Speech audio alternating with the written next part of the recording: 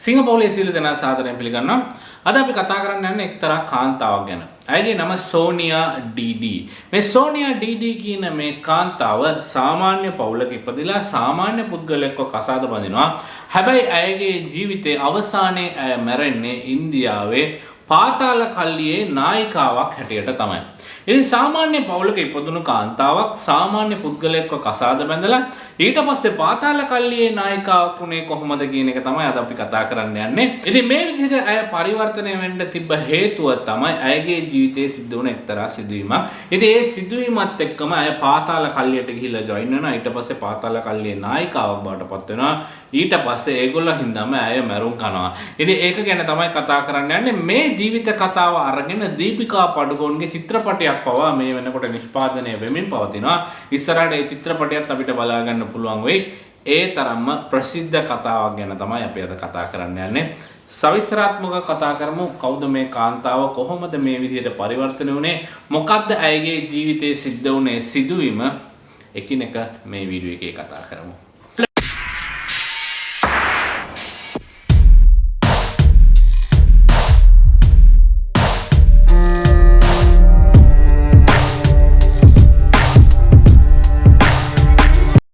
www.singapore.com හරහා ඔයගොල්ලන්ට නොමිලේ වෙළඳ දැන්වීම දාගන්නත් පුළුවන්. ඒ වගේම අපේ සිංගප්පූරුවේ සමාජ මාධ්‍ය ජාලයට එකතු වෙන්නත් පුළුවන්. හරි, අෂාරෆ් කියලා එක කාන්තාවක්, මෙහමුඩ් ખાන් කියලා එක පුද්ගලයෙක්. මේගොල්ලෝ දෙන්න හම්බ වෙනවා ඒ ප්‍රදේශයේ තිබ්බ එක වෙඩින් එක. ඒ වෙඩින් එකට ගිය වෙලාවේ මේගොල්ලෝ දෙන්න එකිනෙකා එක්ක කතා කරන්න පටන් ගන්නවා. ඊට පස්සේ ආදර සම්බන්ධතාවයක් මේගොල්ලෝ දෙන්න අතර ඇති වෙනවා. ඊට පස්සේ ටික කාලයක් ගිහිලා මේ අෂාරෆ් කියන කාන්තාවයි මේ මෙහමුඩ් ખાන් කියන පුද්ගලයා දෙන්නම කසාද බඳිනවා. කසාද බැඳලා පස්සේ මේ අෂාරෆ් කියන කාන්තාව කල්පනා කරනවා මගේ ජීවිතේ මේ තරම් සතුටේ මම කවදාවත් ඉඳලා නැහැ. ඒ කියන්නේ මේ මෙහමුඩ් ખાන්ව කසාද බැඳලා පස්සේ මේ වගේ සතුටක් මගේ ජීවිතේ කිසිම දවසක තිබිලා නැහැ කියලා දවසින් දවස මේගොල්ලන්ගේ ආදරය වැඩි වෙනවා. අන්න ඒ තරම් හොඳට මේ මෙහමුඩ් ખાන් කියන පුද්ගලයා අෂාරෆ්ව බලා ගන්නවා. ඉතින් දවසුත් පොඩ ගත වෙනවා. හැබැයි මෙතන තිබ්බ එකම ප්‍රශ්නේ තමයි මෙහමුඩ් ખાන් කරන මේ රස්සාව මොකක්ද කියන එක අෂාරෆ්ට දන්නේ නැහැ. හැබැයි හොඳට සල්ලි හම්බ කරනවා, හොඳ ගෙවල් දොරවල් තියෙනවා, වාහන තියෙනවා. හැබැයි ඔහු ඇත්තටම වැඩට යනවා කියලා යනවා, මොනවද කරන්නේ කියන එක දන්නේ නැහැ. මේ හැම දෙයක්ම සිද්ධ වෙන්නේ මේ 1990 93 අන්න ඒ කාල වකවානුවේ තමයි. හැබැයි ඇයට කිසිම ප්‍රශ්නයක් තිබ්බේ නැහැ. මොකද මෙහමුඩ් ખાන්ගේ ආදරේ කිසිම අඩුවක් තිබ්බේ නැති හින්දා. ඉතින් එකපාරක් මෙහමුඩ් ખાන් ඇවිල්ලා කියනවා මට ඩුබායි වලට යන්න ඕනේ. මාසෙකට පොඩි වැඩක් තියෙනවා. අන්න ඒ වැඩේ ඉවර කරලා මම එන්නම් කියලා. ඊට පස්සේ අෂාරෆුත් හරි ගිහිල්ලා එන්න කියලා ඊට පස්සේ ඔහු යනවා ඩුබායි වලට. ඉතින් 1990 93 අන්න ඒ කාලේ ටෙලිෆෝන් එහෙම අද වගේ නැහැ. ඉතින් WhatsApp වන්න Viber අන්න ඒ වගේ දේවල් තිබ්බේ නැහැ. ඉතින් අන්න ඒ හේතුව හින්දා මාසයක් තිස්සේ ඇය අෂාරෆ් මෙහමුඩ් ખાන් එක නැත්නම් තමාගේ ස්වාමියා එක්ක ඇය කතා කරේ නැහැ. එකපාර අල්ලපු ගෙදර තමයි මේගොල්ලෝ ටෙලිෆෝන් ලයින් එක තියෙන්නේ. ඉතින් අල්ලපු ගෙදරට කෝල් එකක් එනවා. මෙහමුඩ් කතා කරනවා අෂාරෆ්ට කතා කරන්න කියලා. වහාම අෂාරෆ් දුවගෙන ගිහිල්ලා ඒ ෆෝන් එක ගන්නවා. එතකොට අෂාරෆ් කියනවා මම මේ දවසේ මුම්බයි ගුවන් තොටුපළට එනවා. ඔයා එන්න මාව පික් කරන්න කියලා. ඊට පස්සේ මේ අෂාරෆ් කියන කාන්තාව ලස්සනට ඇඳලා කරගෙන ඇය යනවා ගුවන් තොටුපළට මෙහමුඩ් ખાන්ව හම්බෙන්න. ඉතින් මෙහමුඩ් ખાන් අවසාන කවුන්ටරෙන් එළියට එන එක අෂාරෆ් දකිනවා. ඊට පස්සේ අතට අත දෙන්න පෙන්න ගන්නවා. හැබැයි ඒ අතට අත දුන්නට පස්සේ එකපාර විශාල කලබලයක් ඇති වෙනවා මේ ගුවන් තොටුපළ ඇතුලේ. ඒ කලබල ඇති වෙනවා විතරක් නෙවෙයි වෙඩි තියෙන ශබ්ද ගුවන් තොටුපළ ඇතුලේ ඇහෙනවා. එතකොට එකපාර මිනිස්සු අරහෙටයි මෙහෙටයි දුවනවා.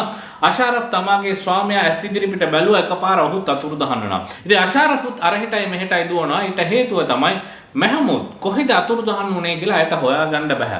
ඊට පස්සේ කට්ටියක් කාපාක් එක පැත්තට දුවගෙන යනවා. අය දකිනවා. ඊට පස්සේ අයත් කාපාක් එක පැත්තට දුවනවා. හැබැයි කාපාක් එකෙත් වෙඩි ශබ්ද කීපයක් ඇහෙනකොට එහෙට දුවගෙන හිටපු මිනිස්සු ආය අනිත් පැත්තට දුවගෙන යනවා. මොකද කාපාක් එකේ මොනවා හරි ප්‍රශ්නයක් කියලා.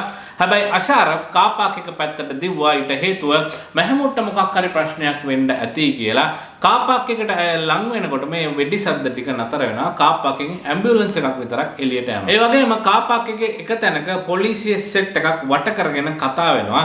ඒ වගේම එක වාහනයක් ළඟ ලේ පිරීලා වගේ තිබිලා තියෙනවා. එතකොට වහාම අෂාරෆ් අර පොලිසිය ඉන්න තැනට ගිහිල්ලා කතා කරනවා මොකද්ද මෙතන සිද්ධ වුනේ කියලා. ඉතින් පොලිසිය කට්ටිය කියන වහාම මෙතනින් පිට වෙලා යන්න මෙතන පාතාල කල්ලියේ එක පුද්ගලෙක් අපි මරලා දැම්මා කියලා.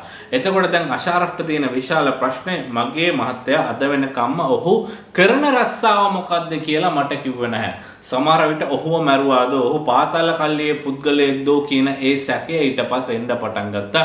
ඊට පස්සේ වහාම අඬ අඬ අහනවා කොයි රෝහලටද ගෙනිච්චේ කියලා. ඊට පස්සේ ළඟම තියෙන රෝහලක් පෙන්නනවා. වහාම ඒ රෝහල ගාවට යනවා. රෝහලේ ගිහිල්ලා රිසෙප්ෂන් එකේ මේ වගේ කෙනෙක්ව ඇඩ්මිට් කරාද කියලා අහනකොට ඒගොල්ලෝ කියනවා නැහැ කියලා. ඊට පස්සේ දිගින් දිගටම හොයාගෙන යනකොට එක රෝහලක් හම් වෙනවා. ඒ රෝහලට ගිහිල්ලා නර්ස් කෙනෙක්ගෙන් අහනවා මේ විදිහට මෙහමුද් ખાන් කියලා කාව හරි රෝහල්ගත කරාද කියලා. ඒ නර්ස් අයව අතින් අල්ලගෙන කෙලින්ම ගෙනියන්නේ රෝහලේ වාට්ටුවකට නෙවෙයි රෝහලේ තියෙන මුත ශරීරාගාරයට. එහෙම නැත්නම් මෝචරියට ගිහිල්ලා පෙන්නනවා මේ තමයි මෙහමුද් ખાන් කියලා. එතකොට තමයි තේරෙන්නේ මෙහමුද් ખાන්ව තමයි එන්කවුන්ට් එකක් නැත්නම් එයාපෝට් එකේ වෙඩි තියලා මරලා තියෙන්නේ ඇයගේ ස්වාමියාව කියලා. ඊට පස්සේ තමයි ඇයගේ ස්වාමියාගේ පසුබිම අය හොයාගෙන යන්නේ. එහෙම හොයාගෙන යනකොට තමයි තේරලා තියෙන්නේ 1993 ඉන්දියාවේ පිපුරුණ එක්තරා බෝම්බයකට පවා පිටුපස ඉන්න මහා මොලකරු මේ මෙහමුද් ખાන් කියන එක අය හොයා ගන්නවා. ඒ විතරක් නෙවෙයි ඉන්දියාවේ ඩොන් කියලා කියන පාතාල කල්ලියේ නායකයෙක් කියලා කියන ලෝකේම පාතාල කල්ලියේ නායකයෙක් ඉන්නවා නේද වෙන කවුරුත් නෙවෙයි දාවුද් ඉබ්‍රාහිම්. ඔහුගේ ජීවිත කතාව අපි ඉස්සරහට ගේන්න. ඒකේ සීරීස් එකක් එනවා ඉස්සරහ මම හිතන්නේ වීඩියෝස් 4ක් විතර එනවා දාවුද් ඉබ්‍රාහිම්ගේ ජීවිත කතාව. ඉතින් දාවුද් ඉබ්‍රාහිම්ගේ සගයෙක් තමයි මෙහමුද් ખાන් කියන එක. එහෙම නැත්නම් ඇයගේ ස්වාමියා කියන එක අය දැනගන්නවා. ඊට පස්සේ අවසන් කටයුතු හැම දෙයක්ම සිද්ධ වෙනවා. හැබැයි අවසන් කටයුතු වලට පවා ඇයට යන්න බැරි වෙනවා. ඊට පස්සේ මෙහමුද් ખાන්ව බුමදානය කරපු ප්‍රදේශයට ගිහිල්ලා අය පැය 6ක් විතර එක දිගට ඉඳගෙන අඬන්න පටන් ගන්නවා. ඒ වෙලාවේ ඇයගේ හිතේ තිබ්බ ඒ ප්‍රශ්නේ තමයි ඔහු මොන වගේ පාතාල කල්ලියේ පුද්ගලයෙක් වුණත් මොන බෝම්බ පිපුරුවත් මට හොඳ සැමියෙක් හැටියට හිටියා. මට 100%ක් ඔහු ආදරය කරා. වෙන කාන්තාවන් පස්සේ ගියේ නැහැ. අන්න ඒ දේවල් විතරයි ඇයගේ හිතේ ගියේ. මේක හිත අය පැය 6ක් විතර අඬනවා. එතකොට එතනට එනවා එක පුද්ගලෙක් ටිකක් වයසක පුද්ගලෙක්. ඔහුගේ නම උස්මාන් බායි. උස්මාන් බායි ඇවිල්ලා කියනවා ඔයාගේ ස්වාමියාව මැරුවේ කවුද? ඒක පිටුපස ඉන්නේ කවුද? මේ හැම දෙයක්ම මම දන්නවා කියලා. එතකොට වහාම අෂාරෆ් අහනවා කවුද මේ දේ කරේ කියලා. එතකොට තමයි කියන්නේ මේ උස්මාන් බායි කියන පුද්ගලයා කියනවා මේ හැම දෙයක්ම කරේ දාවුද් ඉබ්‍රාහිම්. දාවුද් ඉබ්‍රාහිම් පොලිසියට සල්ලි දීලා මේ දේ කරන්න කියලා කිව්වා. මොකද මුම්බයි වල ඉන්න පොලිසියෙන් භාගයක්ම දාවුද් ඉබ්‍රාහිම්ට වැඩ කරන කට්ටිය කියලා. එතකොට අය අහනවා මම දාවුද් ඉබ්‍රාහිම්ව කොහොමද පරිගන්නේ කියලා. දාවුද් ඉබ්‍රාහිම් කියලා කියන්නේ ලේසි පහසු පුද්ගලයෙක් නෙවෙයි. ඔයාට ඔහුව ලං වෙන්නවත් බැරි පුද්ගලයෙක් කියලා. එතකොට අෂාරෆ් අහනවා මේ උස්මාන් බායිගෙන් ඇයි මෙහමුද් ખાන්ව මේ විදිහට මැරුවේ? නැත්නම් මගේ ස්වාමියාව දාවුද් ඉබ්‍රාහිම් මැරුවේ අවුරුදු ගාණක් මේ විදිහට ඔහුගේ යටතේ වැඩ කරලා තියෙනවා කියනකොට දාවුද් ඉබ්‍රාහිම් කියපු සමහර දේවල් මෙහමුද් ખાන් කරලා නැහැ. ඒක තමයි ඩුබායි වලට ගිහිලා සමහර දේවල් කරන්න කියනකොට ප්‍රතික්ෂේප කළා. මෙහමුද් ખાන් මේ දේ ප්‍රතික්ෂේප කළා තමයි ඉන්දියාවට එන්නේ. අන්න ඒ හේතුව හින්දා දාවුද් ඉබ්‍රාහිම් හරියටම මේ වෙලාවේ මේ ෆ්ලයිට් එකේ ඉන්දියාවට ආවිලා බහිනවා මෙහමුද් ખાන් කියලා පොලිසියට ඔත්තුව දීලා පොලිසියට සල්ලි දීලා ඔහු තමයි මැරුවේ කියලා. ඔයාලට ඇත්තටම පරිගන්න ඕනේ නම් මම එක පුද්ගලයෙක්ගේ නමක් දෙන්න, ඔහුගේ ඇඩ්‍රස් එක දෙන්න. එහෙට ගිහිල්ලා ඒ පුද්ගලයාව හම්බෙන්න. ඔහු තව පාතාල කල්ලියේ නායකයෙක් තමයි දාවුද් ඉබ්‍රාහිම්ගේ හතුරෙක්. ඉතින් ඔයා ඔහුත් එක්ක ගියා නම් එහෙම නැත්නම් ඔහුත් එක්ක ගිහිල්ලා කොහොමද කරන්නේ කියලා සාකච්ඡා කරා නම් එහෙම ඔහු මොන හරි ඔත්තුවක් දෙයි. හැබැයි මම ආයෙමත් කියන්නම් සාමාන්‍ය පුද්ගලයෙකුට දාවුද් ඉබ්‍රාහිම්ට ලං වෙන්නවත් බෑ කියලා. ඊට පස්සේ අෂාරෆ් අහනවා කමන්නේ මම පළවෙනි ස්ටෙප් එක ගන්නවා. ඒ පුද්ගලයා කවුද? ඔහුගේ ඇඩ්‍රස් එක මොකක්ද කියලා. එතකොට තමයි අර උස්මාන් බායි කියන කෙනා කියනවා ඔහුගේ නම හුසයින් උස්තාරා. ඔහු ගාවට යන්න මම යවුවා කියලා කියන්න කියලා. ඉතින් මේ හුසයින් උස්තාරා කියන පුද්ගලයා ගැන අහුවොත් එහෙම හැමදාම කවුරු හරි කාන්තාවක් එක්ක නිදාගන්න පුද්ගලෙක් තමයි මේ හුසයින් උස්තාරා කියලා කියන්නේ. ඉතින් එදා අෂාරෆ් ගිහිල්ලා හුසයින් උස්තාරාව ගිහිල්ලා හම් වෙනකොටත් ඔහු හිතුවේ කවුරු හරි කාන්තාවක් එදා රෑ ඔහුත් එක්ක ඉන්න තමයි ඇවිල්ලා තියෙන්නේ කියලා. එතකොට තමයි අෂාරෆ් කියන්නේ නෑ උස්මාන් බායි තමයි මාව එව්වේ කියලා. ඊට පස්සේ අයට සිද්ධ වුණා. ඇගේ ජීවිතේ සිද්ධ වුණ හැම දෙයක්ම වගේ කියනවා දාවුද් ඉබ්‍රාහිම්ව මගේ අතෙන් මරන්න ඕනේ කියලා. අන්න එතනදී තමයි ඇයගේ ජීවිතයේ හැරවුම් ලක්ෂය. එතන ඉඳලා අය හුසයින් උස්තාරත් එක්ක එකතු වෙලා පාතාල කල්ලියට බැඳිලා පාතාල කල්ලියේ හැම දෙයක්ම නැත්නම් ඒගොල්ලෝ කරන හැම දෙයක්ම වගේ අය ඉගෙන ගන්න පටන් ගන්නවා. අන්න එහෙම ඉගෙන ගන්න පටන් ගන්නවා විතරක් නෙවෙයි ඊට පස්සේ තමයි මේක ඇතුලේ තියෙන මේ සිස්ටම් එක මේක නෙට්වර්ක් එක හැම දෙයක්ම වගේ අය තේරුම් ගන්න මේ වගේ දෙයක් තමයි සිද්ධ වෙන්නේ කියලා. ඊට පස්සේ අය කරන දෙයක් තමයි පොලිසියට ඔත්තු දෙන්න පටන් ගන්නවා. එහෙම ඔත්තු දෙන්නේ අයගේ නම ගම පෙන්න ගන්න නැතුව මේකක් හරි දැන් දාවුද් ඉබ්‍රාහිම්ගේ මොකක් හරි ජාවාරමක් මුම්බයි වල සිද්ධ වෙනවා නම් ඒ දේ නැත්නම් මත්කුඩු ජාවාරමක් සිද්ධ වෙනවා නම් අයගේ ඒ නෙට්වර්ක් එක හරහා දැන් අයත් පාතාල කල්ලිය ඇතුලේ ඉන්නේ ඉඳා ඒ නෙට්වර්ක් එක හරහා අයට හම්බ වෙන හැම ඔත්තුවක්ම වගේ පොලිසියට දෙනවා. හැබැයි අය තමයි ඒ දේ දෙන්නේ කියලා පොලිසියට දන්නෙත් නැහැ. හැබැයි අය ඔත්තුවක් දුන්නොත් 100%ක් හරි කියලා පොලිසිය එතනට යනවා. ඒ වගේම පොලිසිය ඒ දේවල් කියන්නේ මත්ද්‍රව්‍ය ජාවාරමන්න මේ මත්ද්‍රව්‍ය හැම දෙයක්ම වගේ අත්අඩංගුවට ගන්නවා. මේක දිගින් දිගටම සිද්ධ වුණා. අය මෙතනින් කල්පනා කරේ මේ වගේ මුම්බයි වල දාවුද් ඉබ්‍රාහිම්ට ප්‍රශ්න තියෙනකොට නැත්නම් බිස්නස් වල ප්‍රශ්න තියෙනකොට දාවුද් ඉබ්‍රාහිම් ඩුබායි වල ඉඳලා අනිවාර්යෙන් ඉන්දියාවට ඒ කියලා. මොකද ඒ කාලවකවානුවේ දාවුද් ඉබ්‍රාහිම් හිටියේ ඩුබායි වල තමයි. හැබැයි මෙතන තිබ්බ ප්‍රශ්නේ තමයි දාවුද් ඉබ්‍රාහිම් මේ මද්‍රව්‍ය ජාවාරම් ගණිකා වෘත්ති ක්ලබ් අන්න ඒ වගේ දේවල් විතරක් නෙවෙයි කරන්නේ ඔහු ඊට වඩා විශාල ව්‍යාපාරයන් කරගෙන හිටියා. අන්න ඒ හේතුව හින්දා මේව නිකන් රටට පේන්න දාවුද් ඉබ්‍රාහිම් මේ වගේ දේවල් කරනවා කියන එක නයිට් ක්ලබ් වෙන්න පුළුවන් කැසිනෝ ක්ලබ් වෙන්න පුළුවන් අන්න ඒ වගේ දේවල් කරාට මේවා නිකන් රටට පේන්න විතරයි කරලා තියෙන්නේ. ඔහුට ඊට වඩා විශාල ජාවාරම් අන්තර්ජාතික තලයේ සිද්ධ වෙලා තියෙනවා. ඒ තමයි ආයුධ ජාවාරම. ඉතින් ලෝකයේ වැඩිම ලාභයක් තියෙන බිස්නස් එකක් තියෙනවා නම් ඒ තමයි ආයුධ. අන්න ඒ ජාවාරම දාවුද් ඉබ්‍රාහිම් කරගෙන හිටමින්ද මේකේ මොනවා හරි පාඩුවක් තිබ්බත් ඒක ඔහුට ගාණක්වත් නැහැ. මේක නිකන් ලෝකයා රවට්ටන්න කරගෙන හිටපු බිස්නස් එකක් කියලා ඊට පස්සේ තමයි අයට තේරෙන්නේ. ඊට පස්සේ අය කල්පනා කරනවා ඇයි දාවුද් ඉබ්‍රාහිම් ඉන්දියාවට එන්නේ නැත්තේ මේ තරම් පාඩුවක් කරලත් ඔහු එන්නේ නැත්තේ කියලා. තවදුරටත් මේ පාතාල නෙට්වර්ක් එක හරහා හොයාගෙන යනකොට තමයි තේරිලා තියෙන්නේ ඔහු ආයුධ ජාවාරම කරනවා. ආයුධ කත්මණ්ඩු හරහා කත්මණ්ඩු දේශ සීමාව හරහා ඉන්දියාව ඇතුළට ගේනවා කියලා. ඊට පස්සේ අය කල්පනා කරනවා කත්මණ්ඩු වලට ගිහලා ඒ නෙට්වර්ක් එක හරහා කත්මණ්ඩු වලට ගිහිල්ලා කොහොම හරි මේ දේවල් පොලිසියට අල්ලලා දෙන්න ඕනේ කියලා. ඉතින් ඇයගේ ටීම් එකක් යවනවා කත්මණ්ඩු වලට. කත්මණ්ඩු ගිහිල්ලා හොයලා බලන්න කියනවා දාවුද් ඉබ්‍රාහිම්ගේ ආයුධ ගබඩාවල් කොහෙද තියෙන්නේ කත්මණ්ඩු වල කියලා හොයලා බලන්න කියලා. ඊට පස්සේ ඇයගේ ටීම් එක ගිහිල්ලා හොයලා බලනවා. අන්න එහෙම හොයලා බලනකොට සමහර ගබඩාවල් මේගොල්ලෝ හොයා ගන්නවා. ඊට පස්සේ මේවා පොලිසියට ඉන්ෆෝම් කරාට ඉතින් මම කලින් කිව්වා වගේ පොලිසියේ භාගයක්ම දාවුද් ඉබ්‍රාහිම්ගේ පඩියෙන් තමයි යපෙන්නේ. ඉතින් කිසිම දෙයක් සිද්ධ වුණේ නැහැ. ඊට පස්සේ අයගේ ටීම් එක හරහා අය කරන දෙයක් තමයි මේ ආයුධ හැම දෙයක්ම හොරකම් කරගෙන ඇවිල්ලා කළු වෙළඳ පොලේ විකුණනවා. මේකෙන් අය කෝටි ප්‍රකෝටි ගණන් හම්බ කරන්නත් පටන් ගත්තා. හැබැයි අන්න ඒ දේ සිද්ධ වෙනකොට දාවුද් ඉබ්‍රාහිම් ඉන්දියාවට ආවේ නැහැ. දාවුද් ඉබ්‍රාහිම් ඉන්දියාවට එන්නම ඕනේ දාවුද් ඉබ්‍රාහිම්ව අය මරනවා නම්. ඊට පස්සේ අය කල්පනා කරන දෙයක් තමයි එහෙමනම් මම ඩුබායි වලට ගිහිල්ලා තමයි දාවුද් ඉබ්‍රාහිම්ව මරන්න ඕනේ. හැබැයි ඩුබායි වල කොහෙද ඔහු ඉන්නේ කියන එක කවුරුත් දන්නේ නැහැ. ඉන්දියාවේ අය හැම නෙට්වර්ක් එකක්ම දන්නවා.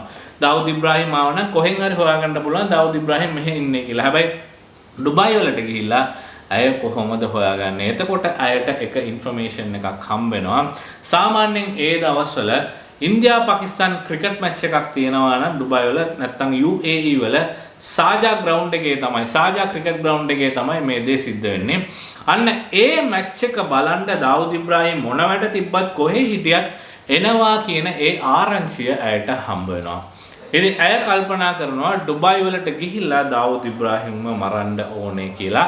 හැබැයි මෙතනදී අෂාරෆ්ට තිබ්බ එක ප්‍රශ්නයක් තමයි එතනදී මුම්බයි වල ඇතුළේ පාතාල කල්ලින් දෙකක් තිබිලා තියෙනවා. ඒ කියන්නේ පාතාල කල්ලින් හුඟක් තිබ්බත් මුස්ලිම් ජාතිකයෝ එක පැත්තකයි හින්දු ජාතිකයෝ එක පැත්තකටයි තමයි කැඩිලා තිබ්බේ.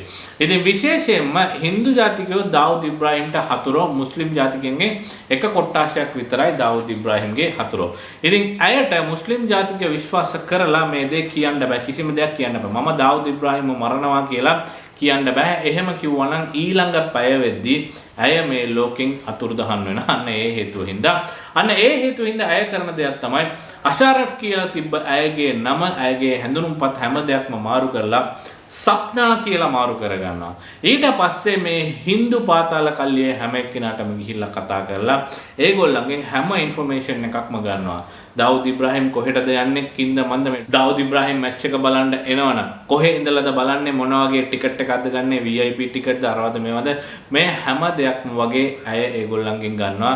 අන්න එහෙම තමයි අය සප්නා දීදී කියලා අයගේ නම පරිවර්තනය කරගන්නේ. ඊට පස්සේ හැමෝම අයව සප්නා දීදී කියලා තමයි කතා කරන්නත් පටන් ගන්නෙ. අන්න ඒ කාලවකවානුව වෙනකොටත් අය පාතාල කල්ලියේ නායිකාවක් බවට පරිවර්තනය වෙලා ඉවරයි. ඊට පස්සේ අයගේ ටීම් එකක් යවනවා ඩුබායි වලට ගිහිල්ලා මේ ෂාජා ග්‍රවුන්ඩ් එක 100% ඇනලයිස් කරලා ඒකේ බ්ලූප්‍රින්ට් එක සාමාන්‍ය බ්ලූප්‍රින්ට් එකක් කියලා කියන්නේ ඒකේ මැප් එකක් වගේ. හැබැයි හැම එකක්ම අඟලෙන් අඟල කොහෙද තියෙන්නේ කොයි පුටුව කොතනද තියෙන්නේ පුටු නම්බර් A එක නම් නැත්නම් පුටු නම්බර් 1 2 3 අන්න මේ හැම දෙයක්ම වගේ සවිස්තරාත්මකව තියෙන එකක් තමයි මේ බ්ලූප්‍රින්ට් එක කියලා කියන්නේ.